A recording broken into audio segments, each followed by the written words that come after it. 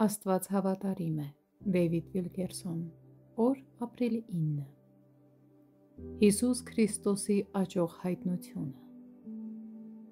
Խաչի ժամանակներից ի վեր բոլոր հոգևոր մեծերն ունեին մեկ ընդհանուր բան՝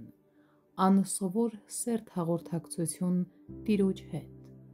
Նրանք կորել էին Քրիստոսի փառավոր անսահմանության մեջ և մահացան ափսոսանքով,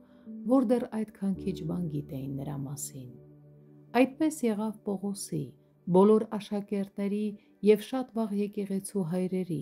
Լյութերի, Ցվինգլիի և Պուրիտանների, անգլիացի բարեպաշտ քարոզիչների և այսօրվա շատ բարեպաշտ առաջնորդների հետ։ Այս մեծ մարդկանցից յուրաքանչյուրը ուներ նույն գիրքը՝ Հիսուս Քրիստոսի անընդհատ աճող հայտնությունը։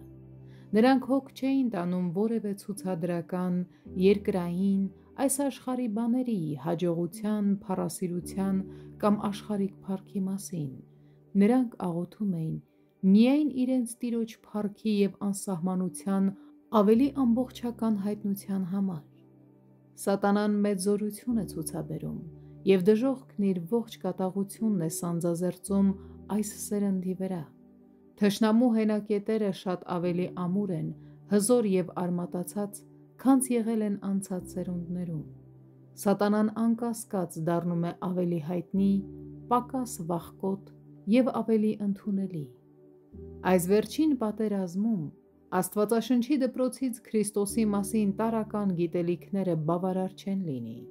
Բավական չէ միայն նրա մասին իմանալը, այլ մենք պետք է ավելի մեծ հայտնություն փնտրենք Սուրբ Հոգուց։ Իսկ սա պահանջում է ավելի շատ ժամանակ նվիրել նրա սեղանի շուրջ նստելու համար, նրա ներկայության մեջ լինելու համար, լսելու նրա ձայնը և սպասելու աստվածային իմաստություն նրանից։ Պողոսը ձգտում էր Տեր Հիսուսի անընդհատ աճող հայտնությանը։ Այն ամենը, ինչ նա գիտեր Քրիստոսի մասին, նա ստացել էր հայտնության միջոցով, որ հայտնությունով ցույց տրվեցավ ինձ այն խորհուրդները։ Եփեսացիս 3:3 Սուրբ Հոգին գիտի Աստծո խորը և թաքնված խորհուրդները, և Պողոսը շարունակ աղոթում էր շնորհի պարգևի համար, հասկանալու և հռչակելու Քրիստոսի անքննելի հարստությունը։ Աստված փնտրում է այնպիսի հավատացյալների, ովքեր կփնտրեն իր հայտնությունը, որը իրենց սեփականը կդարձնեն և կունենան խորը անձնական մտերմություն և այդպիսով կբացեն Քրիստոսի անքննելի հարստությունը։